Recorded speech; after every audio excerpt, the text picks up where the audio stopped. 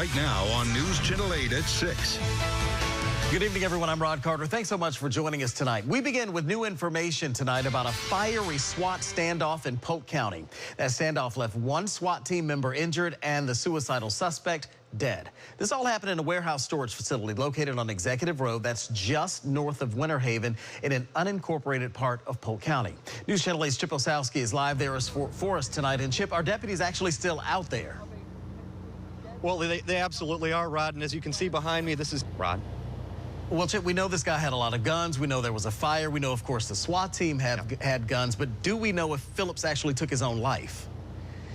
We don't know at this point. That's something that is being determined right now. We don't know whether he committed suicide, whether he was hit by one of the deputies' bullets, or he actually died in that explosion or fire.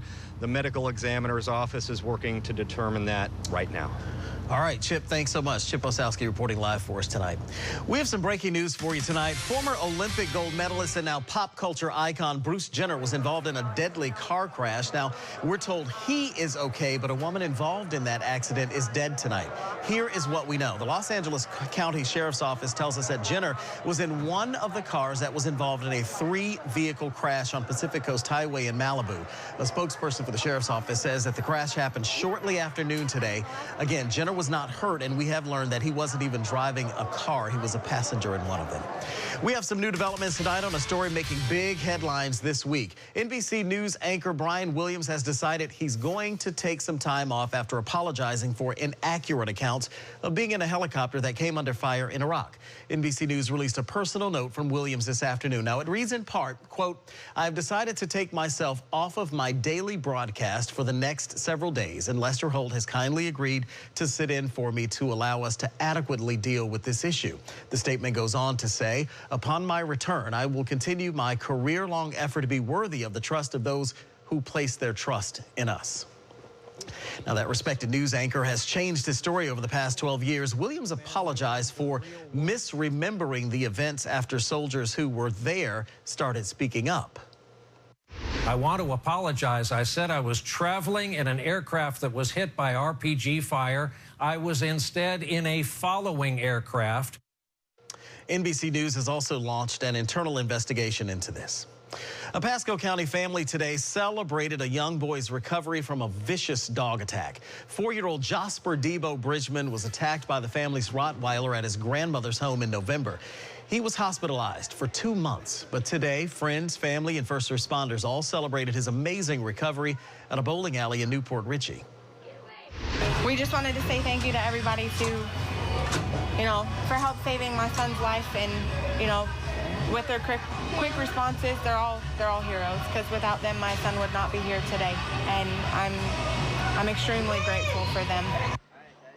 Jasper's mother also tells us that he will be undergoing outpatient rehabilitation for the next year or more, but is making really great progress. If you'd like to help, we've posted a link to their GoFundMe page. That's on our webpage, WFLA.com. A community devastated by a violent rampage is remembering a young girl whose uncle is accused of murdering her. A vigil was held last night for 9-year-old Jenica Randazzo. 23-year-old Jason Rios is accused of killing her and his mother at a Newport Richey home.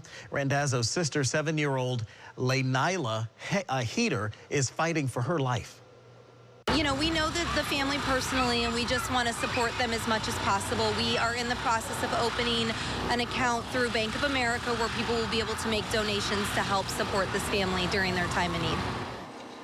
And they hope to have that account up and running today. And when we have that information for you, we will post it on our website, WFLA.com. Rios, by the way, is now facing 2 counts of murder and 1 count of attempted murder. And now an update to an 8 on Your Side investigation. The former president of the Down Syndrome Network in Tampa Bay is behind bars tonight, accused of stealing from the organization.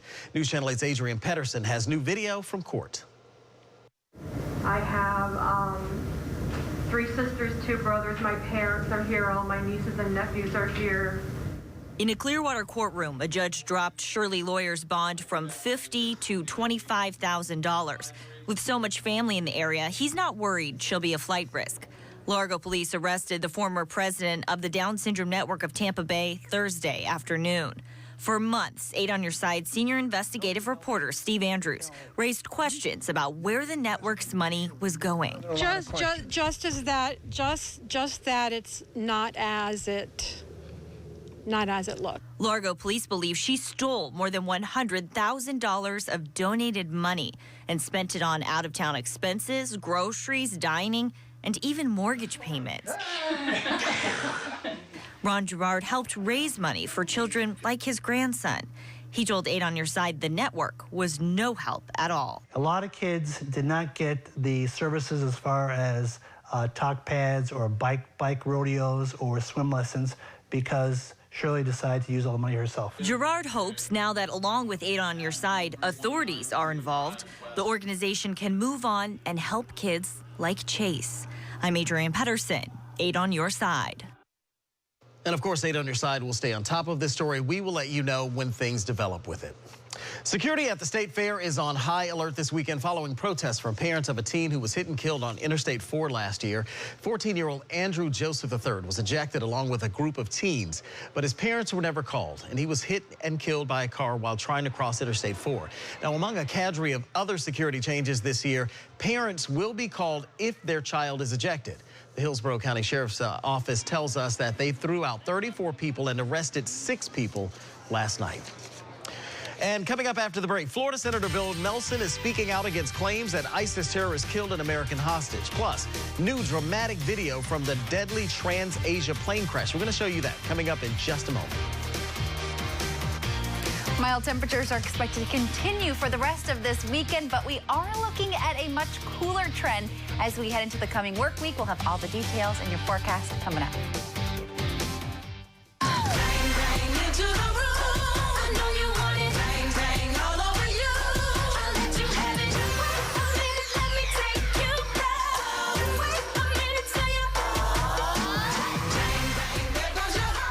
Don't blame me if that's stuck in your head for the rest of the night. All right, here's the question of the day. Will Jessie J, Ariana Grande, and Nicki Minaj take home the Grammy for the best group performance this weekend?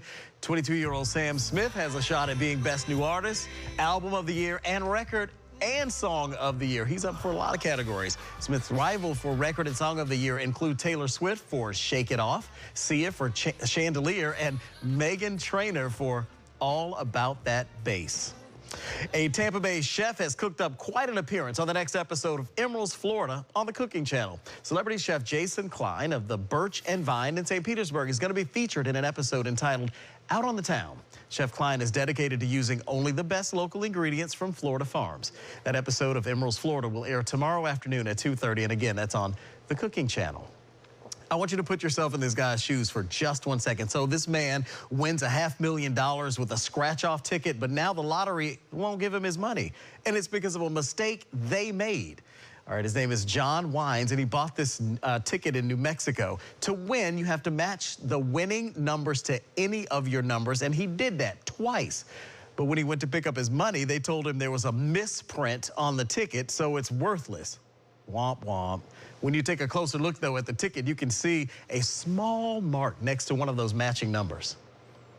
You get so high when you're thinking you're winning that kind of money.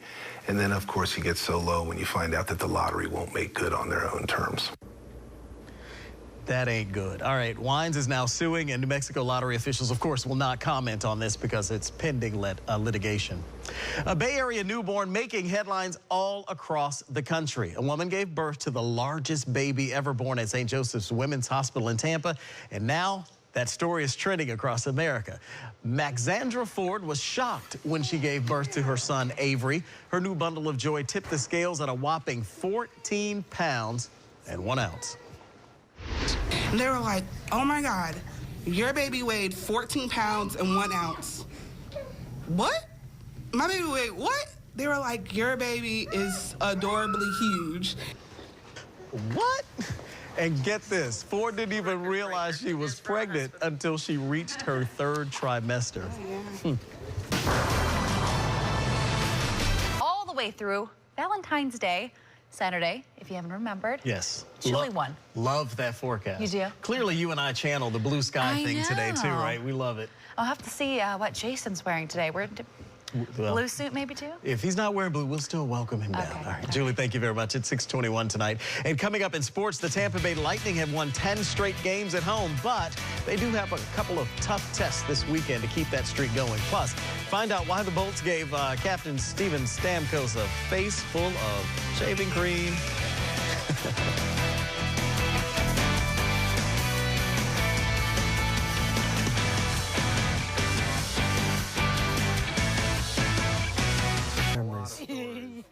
And Kevin Cash, of course, a Tampa native, too. So he played in Little League World Series back in 1989. Oh, wow, way back then. A little bit, yeah. All right, Jason, thanks. We appreciate it. We'll be right back.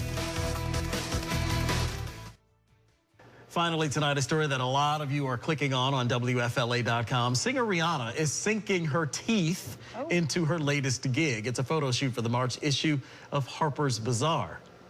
That's a little scary looking. To commemorate the 40th anniversary of the film Jaws, the singer jumped into a shark tank right here in the Bay Area. She's at the Florida Aquarium in Tampa. Rihanna claims that she's a big Jaws fan, admitting that she was both intrigued and frightened by that movie as a child.